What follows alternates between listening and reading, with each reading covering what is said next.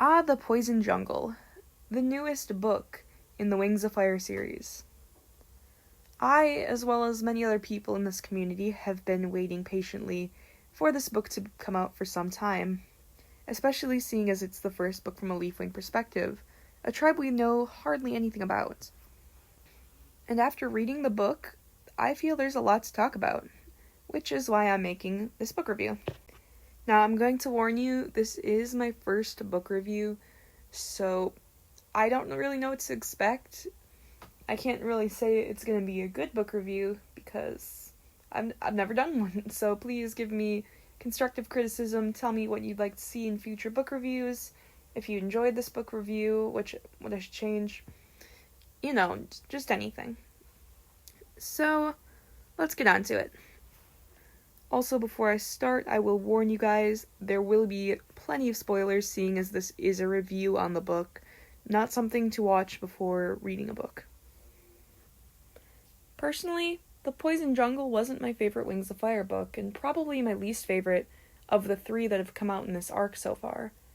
Which kind of surprised me because I was expecting it to be more enjoyable than The Hive Queen, which I did enjoy.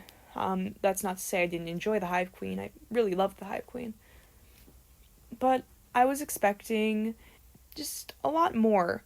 You see, the end of The Hive Queen, we saw Turtle and Tsunami coming into the Poison Jungle, and that left me very excited. And while we did get to see them, it's just, I don't know, I was expecting more from this book. Okay, now I feel like I'm giving off negative feelings towards this book. I really did enjoy this book. I'm not lying about that. It was good. Just for a Wings of Fire book, it wasn't as good as it could have been or how I was expecting it to be, which left a little bit of disappointment, but honestly, I'm just still more excited for the next book because it did leave us in a very good spot. I'm going to be discussing the cons of this book first. I'll be going over the pros and cons, and since I'd like to end on a positive note, I'm going to start with the stuff I just didn't really like. I felt that the biggest problem of the Poison Jungle was just how massive the jungle felt. It was huge, and it's good to make it feel that way, but in the last few books, we were able to fly between hives relatively quickly and really didn't go very in depth, which only made the Poison Jungle feel like this giant part of the continent.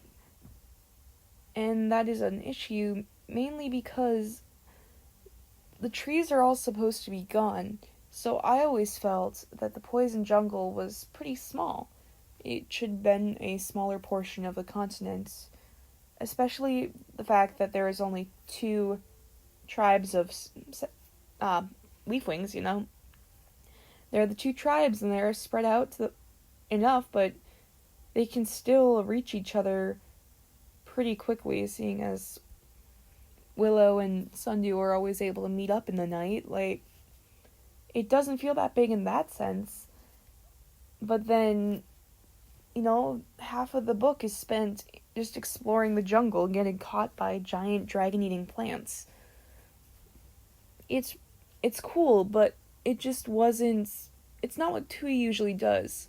Tui is amazing with writing characters and dialogue, and it was just really limiting. We only saw a few dragons throughout the book, mainly. Like, we had Sundew and Cricket.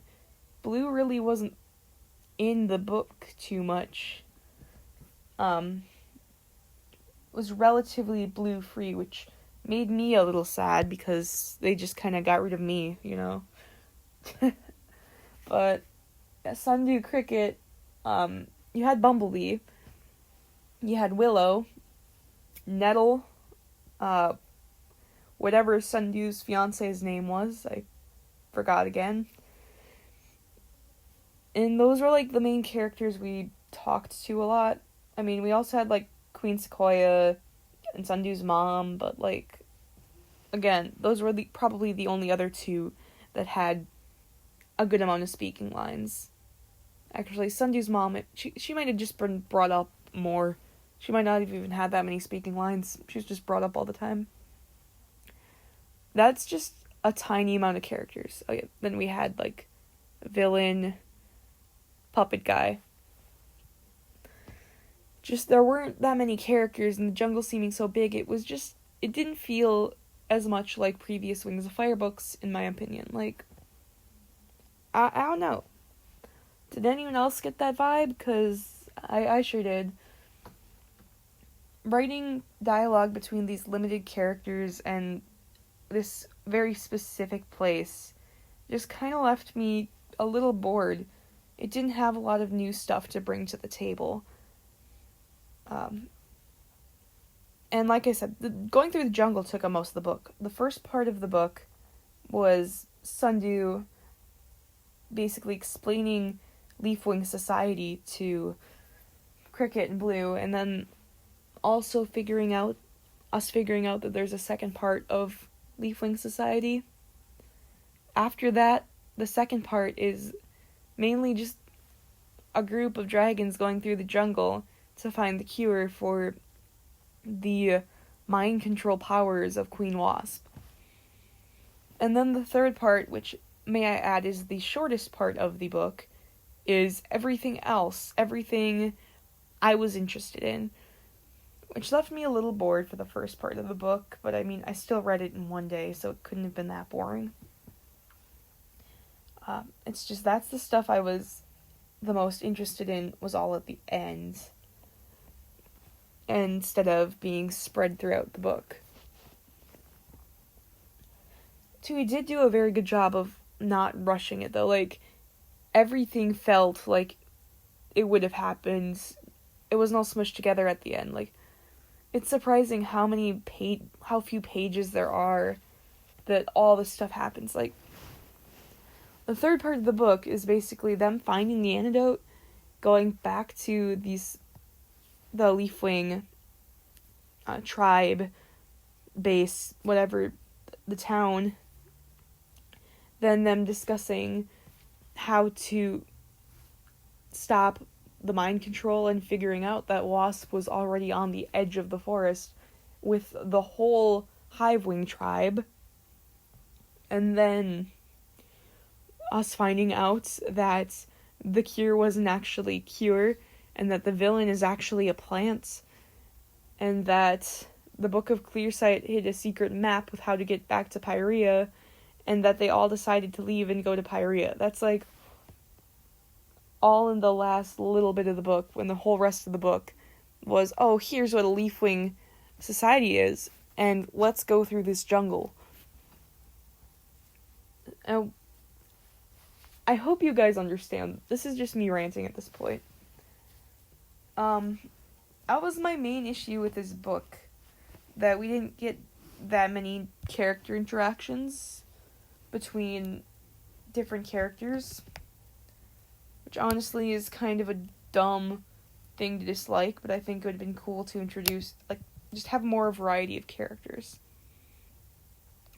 Because every new character was a Leafwing. We basically only talked to Leafwings. So, yeah. I also disliked how much time Turtle and Tsunami got. You know, with them being from a different continent, you would have thought, whoa, dragons from another continent, let's talk to them. You know, I would have liked to learn what they thought of the weird continent, but I know it wasn't their perspective, so this is just something dumb I would like to see. Maybe make a winglet about Turtle and Tsunami's adventure, because that would be very good. I would read that. I would buy that.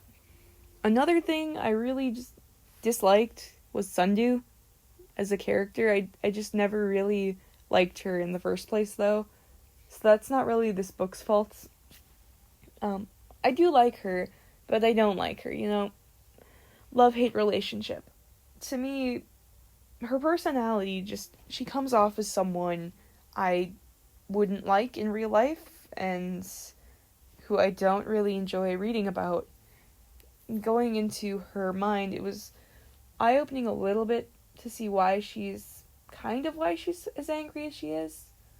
It doesn't make sense all the way, though, because, like, her one emotion is anger, and that's brought up throughout the book. All she does is get angry. And I thought the theme of the book, the message of the book, was you don't always have to be angry. When in fact the message seemed to be it's okay to get angry, and sometimes you do need to get angry and murder a bunch of people. So, yeah. She didn't really have that much growth, in my opinion, from the start to the end. I mean, I get a little in-depth as to why she's angry. Like, her life's been laid out for her, and she's supposed to stop a war, and her whole tribe just yells at each other all day. I mean, I kind of felt bad for her, but I still don't really like her that much. I remember before reading The Lost Continent, Leafwings were my favorite of the new tribes. We saw the images and read the descriptions, and I thought Leafwings were super cool, and then we met them with Sundew and her parents, and I was just like, you know what, I don't like Leafwings anymore. If all Leafwings are like this, I don't like them. That's one good thing, though, is that this book did redeem Leafwings a little bit for me. I wouldn't know if they're my favorite anymore, but they're not all terrible. Yeah, Sundew is just not my favorite character. Again, don't hate her. There are worse characters, but probably out of any perspective that any of the other books have been written in, this one's my least favorite. Like, there have been other characters that get grumpy, but their grumpiness isn't most of their personality. I just don't understand how Sundew is so well liked by so many dragons. Like, I don't know. Don't mind me bashing Sundew. It's just, I felt like she should have grown a little bit more or shown a different side of herself. She's basically the same dragon that we met in the first place. We just understand her thoughts now. The last thing I can think of that I didn't really like was just, oh yeah, I have powers now. There were little hints left in previous books that I picked up on, I'm pretty sure. But she's just like, oh yeah, I can't tell them I have powers, and then they figure out right away in the beginning of the book. And I mean, that I just feel like it could have been dealt with a little better. Like, it's cool she has these powers, but like, have her try to hide them for a bit longer, maybe. That might have been hard with just going into the village, but maybe if in previous books Blue or Cricket had a little bit of suspicion, it would have been written better. I don't know, it just kind of like, I still felt like it came out of nowhere. So, it just kind of felt weird.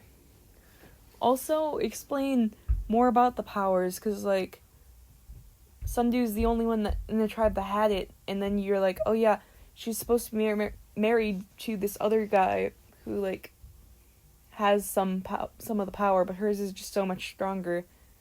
They just make it seem like none of the other Leafwings have it, and even in the other village, like, I don't know, it just feels like this rare thing that only Sundew has, and then the villain guy has it too. And I'm sure there are other dragons with the ability in the village, or like either one of the villages.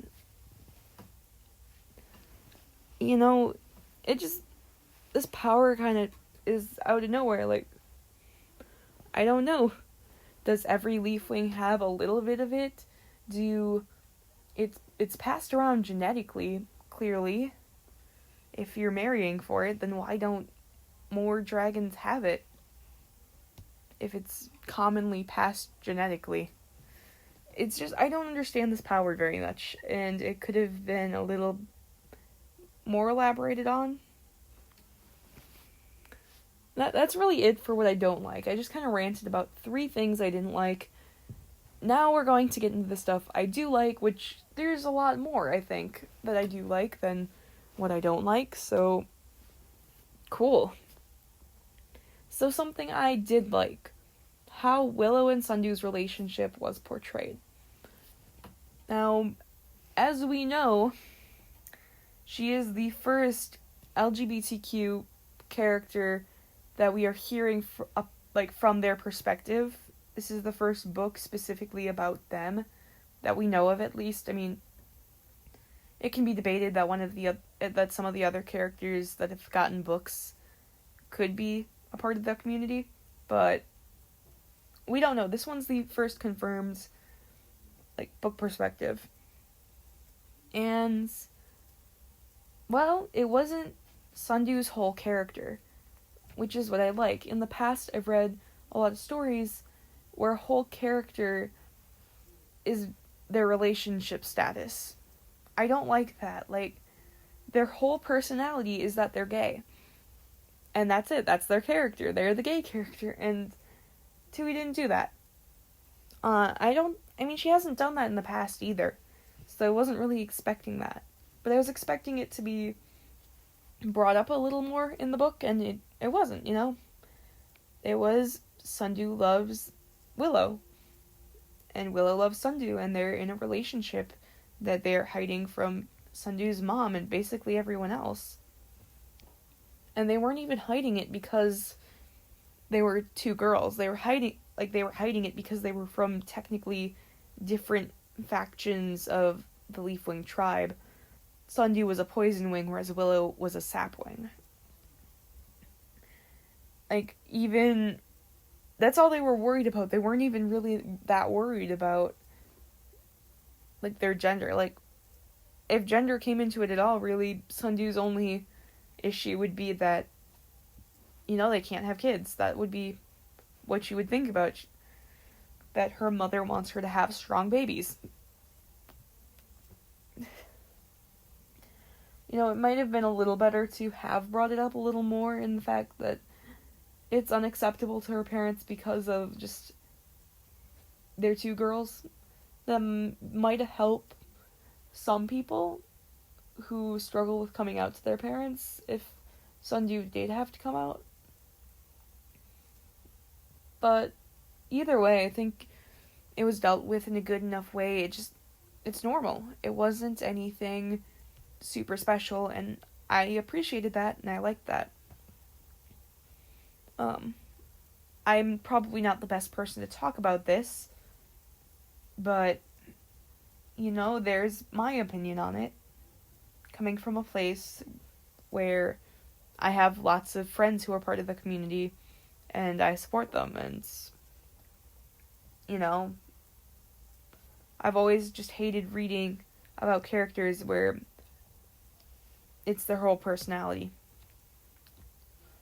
I also like how the tribe was split up. I thought all Leafwings would be these angry grumps, and then I also thought, after I thought that, I'm like, why didn't they come attack sooner? Or have there been attacks?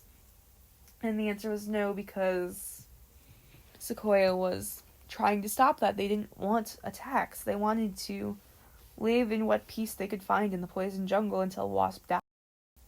Learning about the history of the Leafwing tribe would be pretty interesting, and it might be neat to get a Legends or a Winglet about that specific topic, because I'd sure be interested.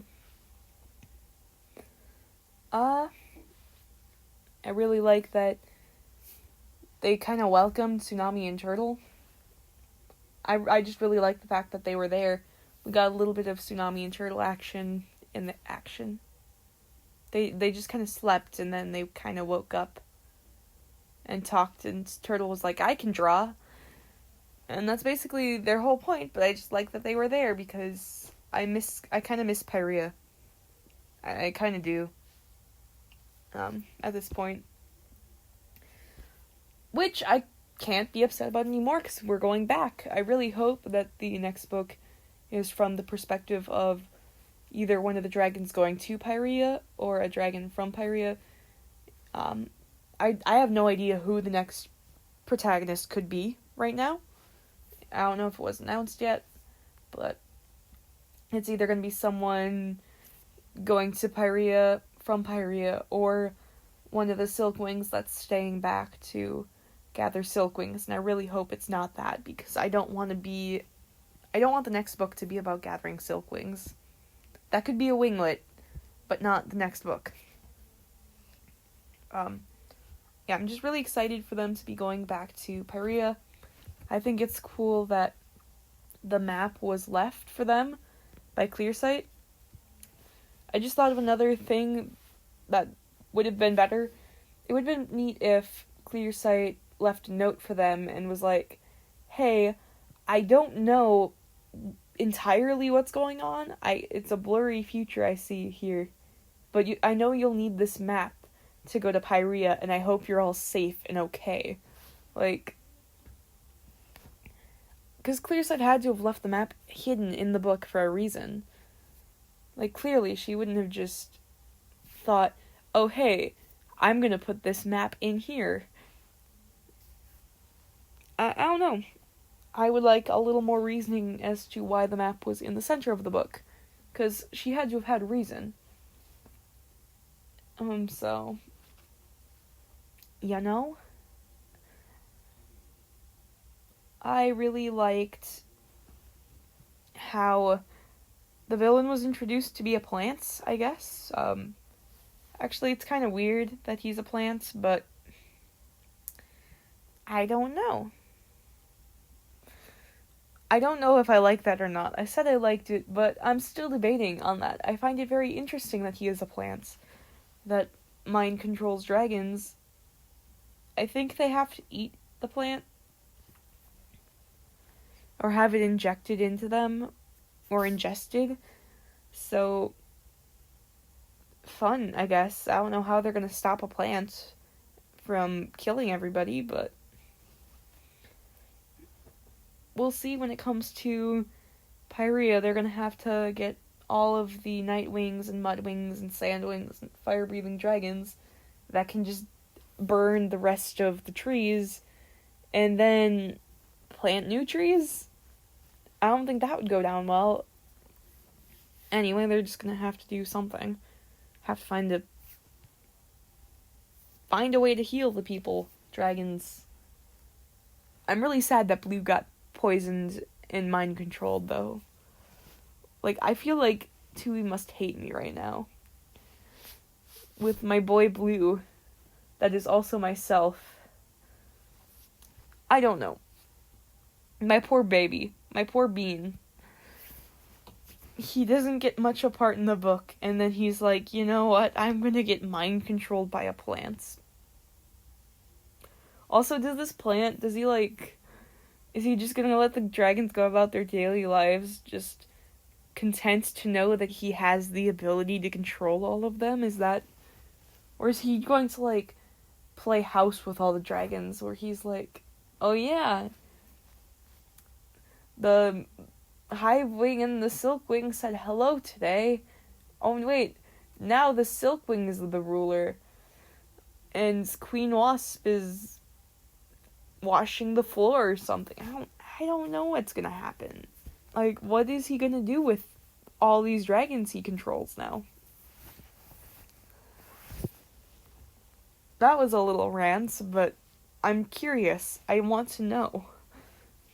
I almost forgot. One of my favorite things was actually hearing the plants speak. Like, the fact that Sundew understood plants, and just hearing the plants being like the seagulls from Finding Nemo, the dragon-eating plants, was pretty hilarious. I love that they talked, but the way they talked wasn't like a dragon would talk in that world. It was just single words, and like, I'm hungry, it's mine. I mean, plants were characters. I guess that's what Tui had to do to introduce new characters when there weren't really that many characters to introduce in this book, but I just enjoyed it. I thought it was funny, and interesting and neat how the plants can be understood. I'm wondering, do all leaflings have some ability to understand plants, and it's just like the stronger it is, the more plants they understand, and then the strongest leafwing that can understand all the plants goes insane because they can understand every plant, every blade of grass has a voice in their head. And every step you take, it's just 50 grasses going, ow. Again, little side rants, but I think that would be neat. I really like how Sundew and developed feelings for Bumblebee. Like, she pretty much hates Bumblebee, but now she kind of loves Bumblebee, and she's finally starting to admit it.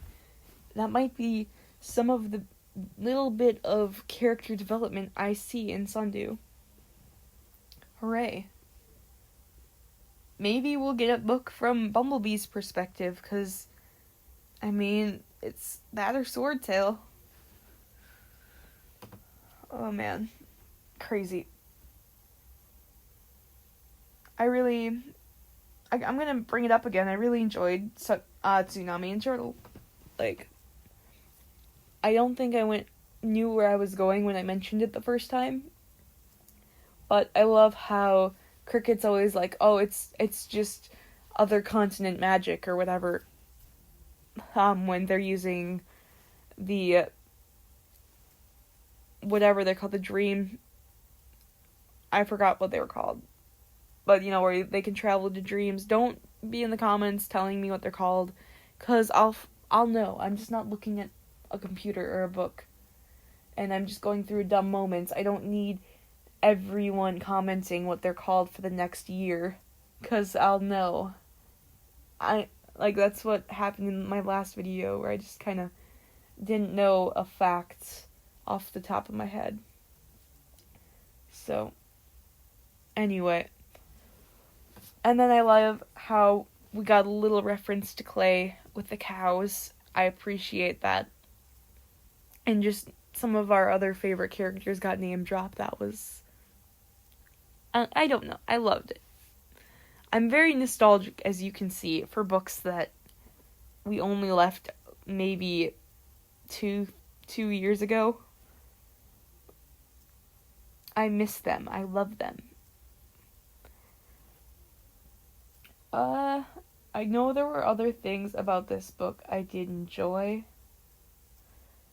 Let's see. Just like the exploration. I know I said I didn't like the exploration, but I did enjoy the exploration. We didn't need as much of it as we had. I really loved learning about leafwing culture. I think it would have been more interesting, though, if we did go a little more in depth in that, and how sapwings were different, because all that was really brought up was that they don't want ore and they have bigger houses. Like, that's literally the difference that we heard. So yeah, I liked the things I didn't like. I just thought there was too much of them. That's what you can take away from this.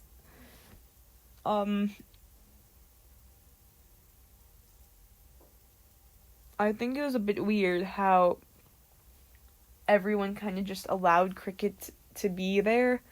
I mean, Sundew was there, so it makes sense that Sundew would growl at everybody until Cricket was allowed. And it was kind of interesting to see how they would talk to Blue at the table, but not Cricket. Oh, and this is getting really ranty at the end, but these are just all points that I had that I didn't bring up. Maybe I do need to script this out a bit, or at least write down my talking points. In conclusion, anyway, I really liked the Poison Jungle. There were things I didn't like, but there were more little things I did like, and I want to learn more. I'm really excited for where we left off, and I can't wait for the next book, which will probably come out after, I think, Dragon Slayer it's called.